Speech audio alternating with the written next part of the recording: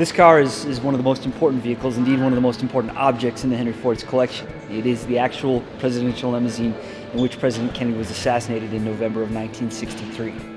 The Kennedy car is absolutely one of our most popular icons in the museum collection. Everyone stops by, even if they weren't alive. A lot of people, of course, who were alive, they all remember where they were, what they were doing.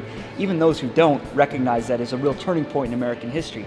In many respects, it's where the 1960s began. We think of the 60s, we think of civil rights, we think of Vietnam, the counterculture.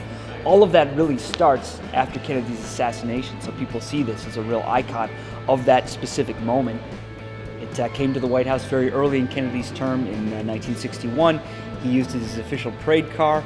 People looking at it now might not immediately make that connection because it looks very different than it did during Kennedy's administration. After the assassination, surprisingly, it was completely rebuilt and put back into service until 1977. Among the changes they made, the major one, they put a permanent roof on top with bulletproof glass. They armored the entire car, and then they also changed the color. It was a sort of deep midnight blue, as people might remember from footage in Dealey Plaza. After that, they thought the blue would be too associated with Kennedy and the assassination, so at President Johnson's insistence, they painted it just a formal dark black. And as I say, the car was used right up through 1977, though it was replaced as the official presidential vehicle in 1972 by another Lincoln Continental. Something that I think is really interesting about presidential limousines like this is that they represent sort of a connection between the office or the president and the people of the country, the citizens that he serves.